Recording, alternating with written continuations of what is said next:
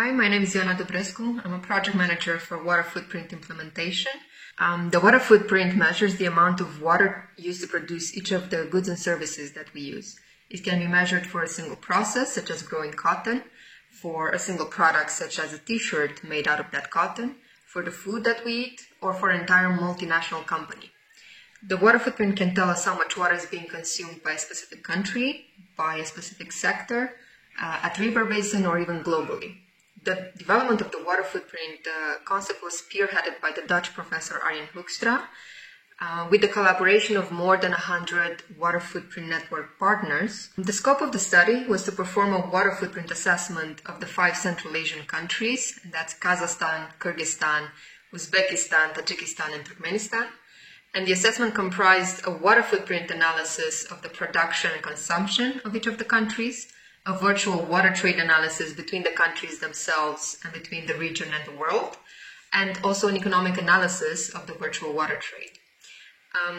There is also the study aimed to inform the transboundary water dialogue between the Central Asian countries, and it was commissioned by the Swiss Agency for Development and Cooperation under the Blue Peace program. This is the first applied water footprint study for the region. And one of the truly striking findings for this research was the fact that the region withdraws about 66 billion cubic meters of water per year, but only 33 billion of that amount is being used by crops. So we've seen that there's almost a 50% loss of water in irrigation systems, either due to faulty irrigation, leaking irrigation, but also due to over-irrigation and just poor distribution systems.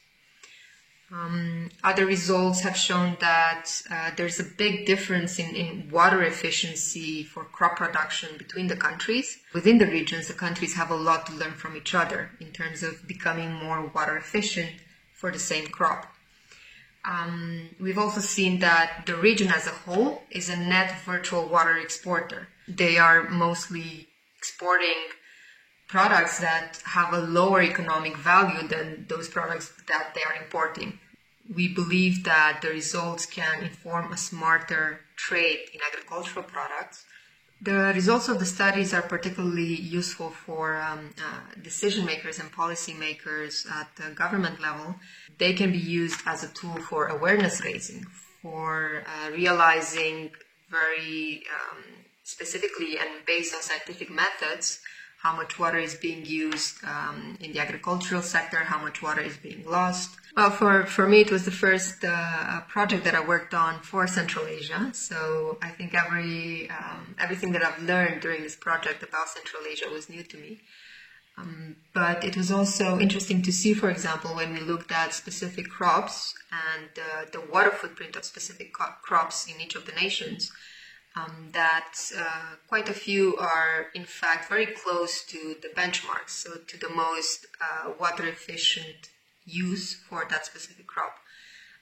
Whereas other countries within the same regions, bordering countries, are way above the benchmark and are using way more water than is efficient and is necessary.